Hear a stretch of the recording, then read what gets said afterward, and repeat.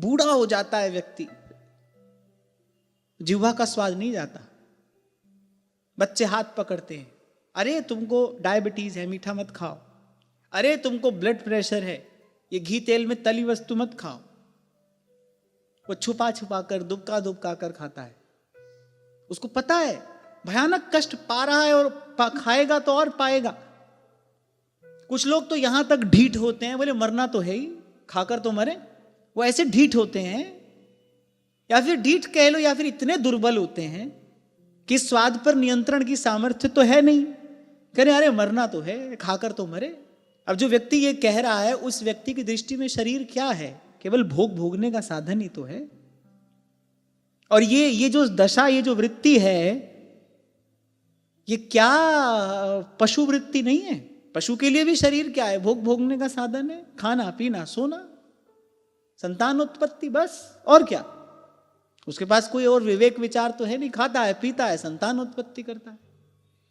तो जो ये सोच रहा है अरे मरना तो वही, खाकर ही क्यों नहीं मरे, आप सोचो ऐसे व्यक्ति की वृत्ति वस्तुतः क्या है? पाशविक वृत्ति नहीं है, यही तो पशु वृत्ति होती है, और क्या है?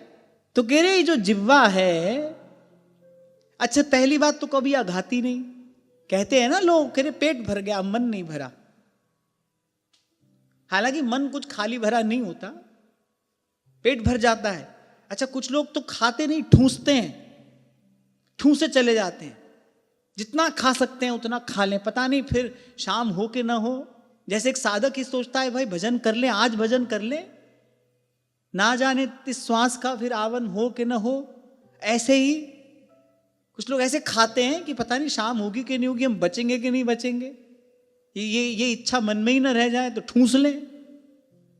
बस स्वादिष्ट वस्तु दिखनी चाहिए, ठूस ठूस कर खाते हैं।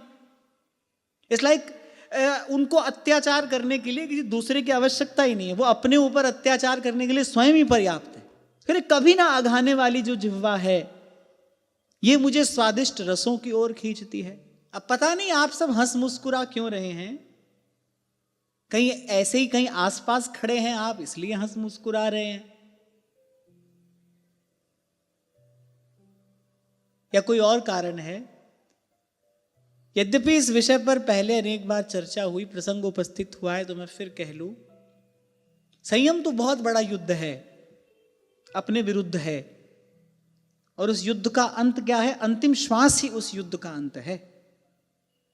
यह युद्ध तो एक शूरवीर को तब तक लड़ना पड़ता है, लेकिन पहली बात रसना पर नियंत्रण ही है। पहली बात इस जिह्वा के इस स्वाद पर ही नियंत्रण है। और नियंत्रण की बात कही जा रही है, दमन की बात नहीं कही जा रही है, नियंत्रण। चलो मान लो कोई किसी वस्तु में आपकी रुचि है, ठीक है, थोड़ी सी पाली, वो एक अलग बात है। हमको इतना कठोर होने के लिए नहीं कह रहे, क्योंकि भक्ति का मार्ग है, अत्यधिक आग्रह से मन कठोर हो जाता है, वो रास्ता भी हमको नहीं अपनाना है। हम उसकी बात नहीं कह रहे हैं, पर यहां बात नियंत्रण की हो रही है, कंट्रोल।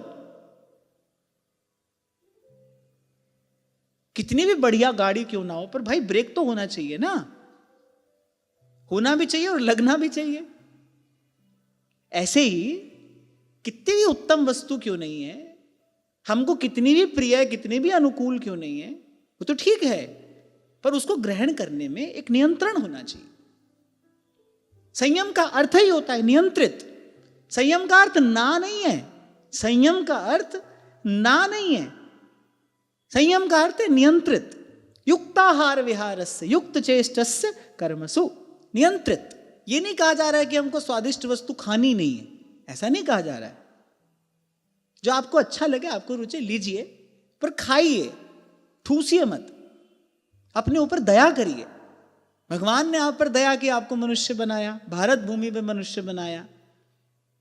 फिर ऋषियों मुनियों ने आप पर दया की है, संतों गुरुओं ने आप पर दया की है, आपको संत मिले, सत्संग मिला, थोड़ी दया आप भी अपने ऊपर करिए।